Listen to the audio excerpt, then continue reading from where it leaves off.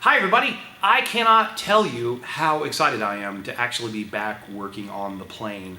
I'm having a lot of fun. You know, you forget how much you like a thing until you go away and don't do it for a while, and then you come back, oh yeah, I like this. I'm having a blast. I thought while I was working in the background, I'd go ahead and do some Q&A. I've had a whole shitload of questions come in, as you might imagine, over the course of the 3 months that I haven't been working on stuff that I would like to address. Many of those questions were concerns from you guys asking, where are you? Are you okay? Have you died? No, I'm not dead. I'm doing well. Thank you for your concern. I really appreciate it. It makes me feel like $1 million that random strangers out there would actually take the time out of their day to email me and check my well-being. So thank you for that. Other questions have come in. Some I've answered before, and some are new. One of the questions I've answered a whole bunch of times, but I'll go over it again. I have no problem because I just think it's really important, is about the squeezer that I use. So this is the squeezer that I use, and I got this at Avery Tools. And I've used this squeezer so much, holding it so much, I've actually rubbed the model information off of the stickers. So I don't know the exact model of this. I'll try to find what it is from my receipts and I'll link it down below and you guys can take a look at it. You definitely want to buy this. This will be one of your most expensive pieces of equipment, but you use the crap out of it. So, and the other thing is, I understand it, these have an incredible resale value, so later on down the road when you want to sell them, you can get your money back out. Yoke wise, there's the main yoke that comes with it, and you'll use that quite a bit, and you can actually do most of your work with that if you want. You don't actually have to get other yokes. I have found 2 other yokes that I have purchased that I have found incredibly useful. That's this guy and this guy. This one is a 4-inch throw, is I think what they call that, and it doesn't have a hole in the top. Like the bottom has a hole in it for the piston to move up and down, and you put the tool in that. But the top doesn't have a hole, it's just a flat surface, so you're only doing flats on that side, obviously, which is fine. You use it to get just a little bit longer. I know they make a 5-inch, but from what I've been told, and I've even experienced it on the 4, with the 5-inch you can kind of get a little off, and you'll end up getting not a real good set on your rivet, because it'll kind of do it sideways a little bit, just because it's such a long distance that it can be troublesome. So I've never needed a 5 that I can tell. Typically, if something needed to be that far, I just use the rivet gun and a bucking bar. But this has been useful. I've used this quite a bit. The other thing is because it's such a small area down here, there's sometimes a tight space where you can get this one in that you can't get this other one in, because there's just so much more material here. And this one, which has an excess of material here, is actually meant to get over bars. There are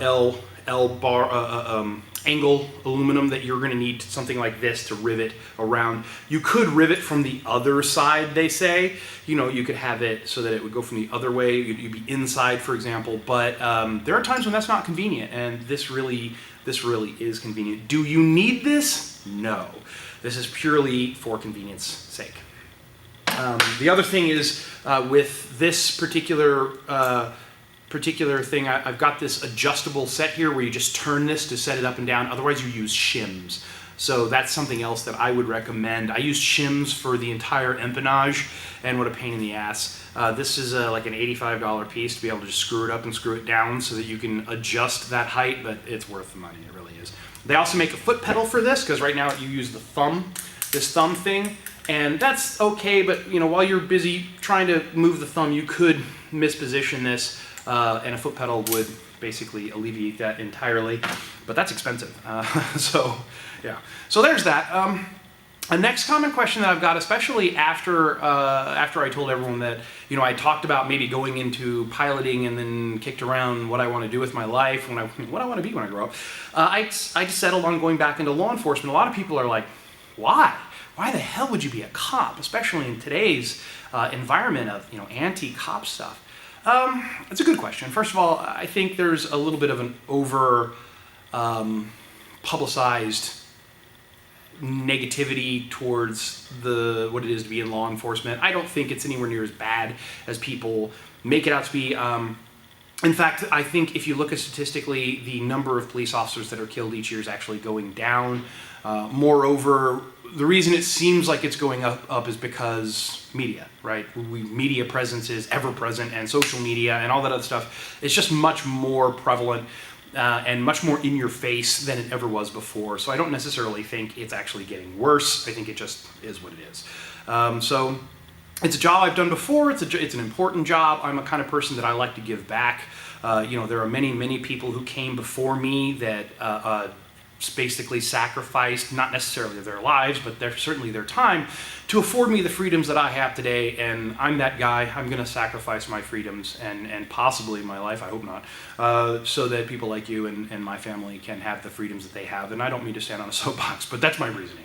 People have kind of added to that, are you going to fill cop stories in your videos? I could. I mean, if you want to, leave me feedback below if that's something you want to hear. I don't know. Cop stories can be funny. Cop stories can be horrible. If you guys want to hear some funny cop stories, there's a number of really good YouTube channels. Mike the Cop, Donut Operator, there's one like Officer 401 or something like that. I forget. I don't watch his channel. There's a number of really good cop channels out there where their stories are usually funny and silly and or informative and instructive in some way. Those are really good. I can link those down below too. The next question I get sometimes, actually quite often, is how do you film this overlay? Here's how. So I'm turning to you now. I've got another camera set up, and you can see I have a camera here. I've got a green screen, and I'm just standing in front of it talking. I'm wired. You can see this mic right here. That was probably really loud. And that's going under my shirt and into my pocket. So I have a digital recorder and a video recorder, digital audio recorder. The reason I don't use the audio in the camera, I'm going to turn back over here now. The reason I don't use the audio from the camera is because the audio from the camera is really kind of crappy, whereas the lavalier mic makes it sound much better. Behind me is a green screen, which allows me, through a process called chroma key, to remove that particular color as a mask. Basically, it just wipes it out, makes it transparent. And then I can put over or underneath it whatever I want. Yay. So that's that. And finally, one of the questions I get endlessly is, have I got my pilot's license yet? And the answer is still no. I'm not worried about it. It's everyone's like, why haven't you gotten it yet? Well, because I got other things going on, and I don't have a plane. It's expensive to fly, as all of you know. There's nothing financially, it's rewarding, but from a financial standpoint, it's terrible, right? So flying is expensive. It's one of those things that I like flying. I really do. It's a fun, wonderful thing. I can't wait to get up there and do it. I don't have a plane right now, and I don't really want to rent someone's plane at $120 to $150 to $200 an hour, whatever it is, just to tool around in the sky. I would rather put that money towards my plane and get my pilot license later. I have no fear of it. I have soloed. I have flown.